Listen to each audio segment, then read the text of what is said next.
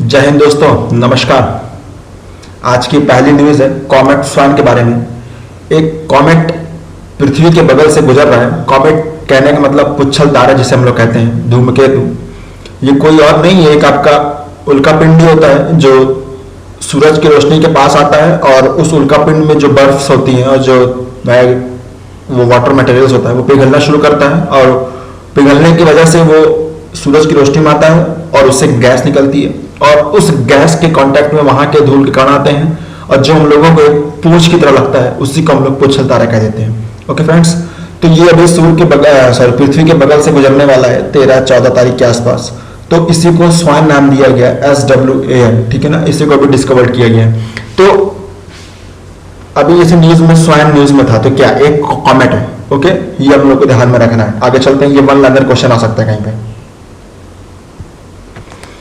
Recently international energy agency जो है IEA ने एक ग्लोबल एनर्जी रिव्यू 2020 इसने रिलीज किया है, ठीक है ना। ग्लोबल एनर्जी रिव्यू 2020 किसने रिलीज किया है? International energy agency. इसमें इसने बताया कि CO2 का एमिशन कितना कम हुए हैं लॉकडाउन की वजह से, वगैरह वगैरह। तो हम लोग को बस वन लाइनर याद रखना है कि जो एग्जाम के पॉइंट ऑफ व्यू से हम लोग को ध्यान में रखना है, ग्लोबल एनर्जी रिव्यू 2020 इस कौन लॉन्च किया है?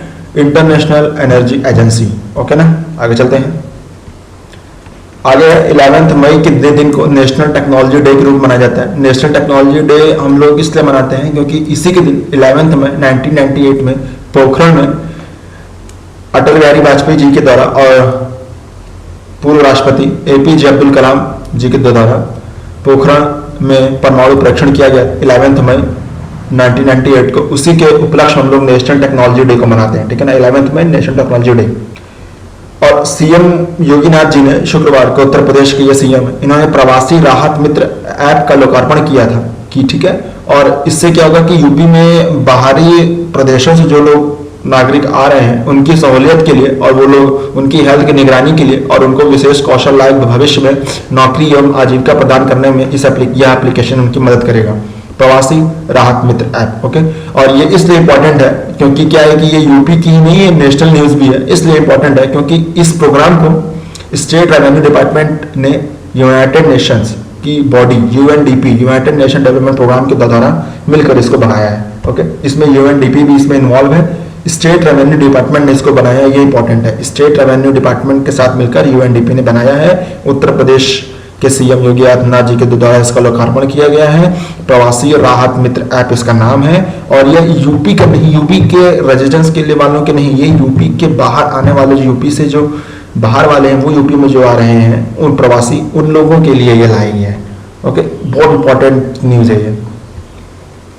अभी अभी स्ट्रिंजेंसी इंडेक्स पब्लिश हुआ है और स्ट्रिंजेंसी इंडेक्स ऑक्सफोर्ड यूनिवर्सिटी के द्वारा पब्लिश किया गया है। वैसे प्राइवेट फर्म्स के द्वारा अगर कोई इंडेक्स होता है तो ये UPSC, UP PCS, MP PCS, जितने भी स्टेट PSC हैं और गवर्नमेंट एग्जाम में क्वेश्चन कम बनते हैं, लेकिन ऑक्सफोर्ड यूनिवर्सिटी एक नामी गामी यूनिवर्सिटी है।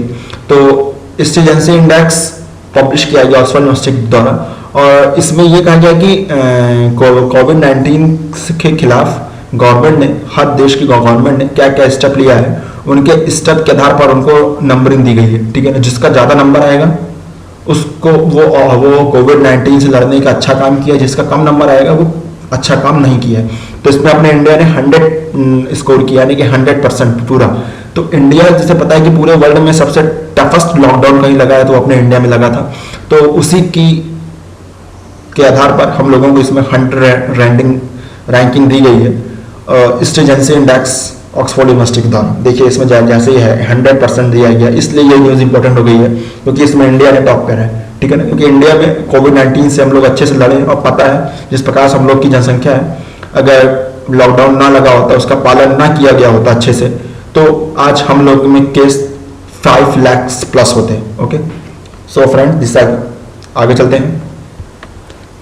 प्रोजेक्ट कार्ड को लॉन्च किया गया है। नीति आयोग और डिपार्टमेंट ऑफ बायोटेक्नोलॉजी ने मिलकर एक साथ कार्ड प्रोजेक्ट को लॉन्च किया है। इसका मेन कारण, इसका मेन उद्देश्य ये है कि एक हम लोगों को कोरोना वायरस लड़ने के लिए टेस्टिंग किट को बनाना है। ओके, टेस्टिंग किट बनाने के लिए हम लोगों ने, नीति आयोग ने और डिपार्टमेंट ऑफ बायोटेक्नोलॉजी ने प्रोजेक्ट कार्ड को लॉन्च किया है, ठीक है ना। और जिस प्रकार से अभी रैपिड टेस्ट किट जो आई थी चाइना से वो फेल हो चुकी है और हम लोगों ने पूरा उसको वापस कर लिया है। अच्छी बात ये थी कि हम लोगों ने उसका पेमेंट अभी तक नहीं किया था, इंडिया ने, जो पेमेंट अब नहीं करना पड़ेगा, बल्कि चाइना ने रिटेलिएट करके कहा है कि इंडिया ने उसका सही से उपयोग नहीं कर पाया है। उन लोगों के ऊपर, इंडिया वालों को उपयोग करने का तरीका नहीं पता था, चाइना ने ये रिटेलिएट किया है। लेकिन चाइना जो कहता है झूठी बोलता है, उसके ऊपर कुछ भी विश्वास नहीं होता है। तो उसी के मद्देनजर रखते हुए नीति आयोग और डिपार्टमेंट ऑफ बायोटेक्नोलॉजी ने एक kit, corona virus testing kit बनाने की बात की थी और ये मेड इन इंडिया के तहत होगा।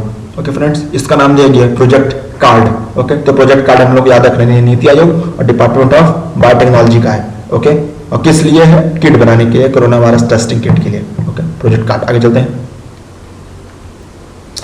अभी तक हम लोग प्रोजेक्ट कार्ड के बारे में पढ़े और अब एक अच्छी न्यूज है, भारत ने बनाई कोविड कवच एलिसा किट। ठीक है ना, एक कोविड कवच एलिसा, अगर पूछ लिया जाए कोविड कवच एलिसा क्या है, तो ये किट है। किसने बनाई? भारत ने बनाई, मेड इन इंडिया के तहत। ओके ना, तो कोरोना वायरस की जांच को लेकर भारत ने एक बड़ी सफलता हासिल की है। भारत ने कोविड-19 के एंटीबॉडी का पता लगाने वाली टेस्टिंग किट का विकसित किया है। देखिए, एंटीबॉडी, कोविड-19 के एंटीबॉडी का पता लगाने वाली टेस्टिंग किट का विकसित किया है ICMR, Indian council of medical research इसका फुल फॉर्म है, और national institute of biology NIV जिसका हेडक्वार्टर पुणे में है। National institute of biology NIV का हेडक्वार्टर पुणे में है और इन दोनों ने मिलकर, ICMR और NIV ने मिलकर कोविड-19 के एंटीबॉडी का पता लगाने के लिए स्वदेशी किट विकसित की है, जिसका नाम कोविड कवच एलिसा नाम दिया गया। ओके, केंद्रीय स्वास्थ्य मंत्री हर्षवर्धन के मुताबिक किट को मुंबई में 2 जगहों पर मान्य कर दिया गया था। इसमें उच्च संवेदनशील और सटीकता भी, देखिए इसका जांच भी हो चुकी है, इसका ट्रायल भी हो चुका है युद्ध स्तर पर। इसके जरिए सिर्फ आप 2.5 घंटे में एक साथ 90 सैंपल टेस्ट किया जा सकता है। बहुत ही अच्छी अचीवमेंट है और ये हम लोगों को मेड इन इंडिया तक बनाई गई और हम लोग की जो इंडिया की जो सॉफ्ट पावर है, ये पूरे वर्ल्ड में इसके निर्यात से हम लोग और बढ़ा सकते हैं। ठीक है ना, तो कोविड कवच एलिसा क्या है? सबसे बड़ी बात ये, कोविड कवच एलिसा का कार्य क्या है? ये एंटीबॉडी का पता लगाने वाली टेस्टिंग किट है। ओके, एंटीबॉडी का पता लगाती है, ना कि किसको।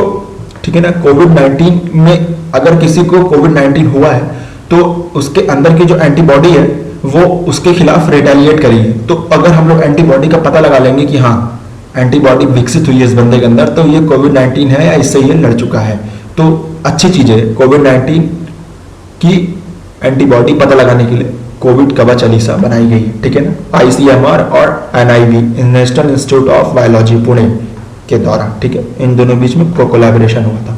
आगे बढ़ते हैं। आगे है मिशन सागर। जैसे पता है कि इंडियन गवर्नमेंट, इंडिया कंट्री जो है वह इंडियन ओशन में जितने भी महाद्वीप हो गए आपके और पड़ोसी कंट्री हो गई, उन लोगों की रक्षा और इंडियन ओशन की सुरक्षा के लिए मिशन सागर चलाती है। ठीक है, तो उसी मिशन सागर के तहत अभी इंडिया ने इंडियन नेवल शिप केसरी को भेजा कुछ एसेंशियल फूड्स, मेडिकल किट्स को लेकर, और कुछ कंट्रीज की, जिसमें से मालदीव, मॉरिशस, मेडागास्कर, कोमोरोस और सेशल्स हैं, और इसमें रियूनियन आइलैंड भी है जो फ्रांस की टेरिटरी है, इंडियन। तो मालदीव, मॉरिशस, मेडागास्कर, कोमोरोस और सेशल्स, इन 1 2 3 4 5 कंट्री के लिए उसने केसरी नेवल शिप भेजी है, जो एसेंशियल कमोडिटीज जैसे दवाई हो गई, कपड़े हो गए, ठीक है ना, किट हो गई। कपड़े का नहीं मतलब ये है कि किट जो होती है डॉक्टरों की पहनने वाली वो हो गई, ठीक है ना, और हाइड्रोक्लोरोक्विन दवा हो गई, इन सबको लेकर केसरी गई और मिशन सागर के तहत इसको भेजा गया है। ओके फ्रेंड्स, तो अगर लोकेशन की बात किया जाए सब कंट्रीज की, तो देखिए जैसे ही अपना इंडिया है बीच में, और अगर मेडागास्कर की बात करें तो ये आपका मेडागास्कर हो गया, ठीक है, ये जो आपको दिख रहा है ये हो गया मेडागास्कर। अगर इसको हम जूम करते हैं तो ये हो गया मेडागास्कर। ओके, ये मेडागास्कर है, और ये आपका रियूनियन आइलैंड है जो आपकी फ्रांस की टेरिटरी है, ये मॉरिशस हो गया, ठीक है। तो ये सब कंट्रीज अगल बगल ही है, इस वजह से एक शिप निकाली गई है और इसको जो है भेजा गया है। सो फ्रेंड्स, ये आज की न्यूज़ थी। So thank you very much for discussion. पसंद आया तो लाइक करिए, शेयर करिए ज़रूरतमंदों को, और सब्सक्राइब कर लीजिए चैनल को। और ओके फ्रेंड्स, घर पे रहिए, स्टे होम एंड सेफ। और अभी एग्ज़ाम पोस्टपोन सारे हुए हैं, लेकिन पढ़ाई करते रहिए और करंट अफेयर्स को कमज़ोर ना होने दीजिए, बहुत ही मेन पार्ट होता है ये किसी पेपर का। सो दिस इज अशपद शाइनिंग ऑफ, बाय बाय, जय हिंद। जय भारत।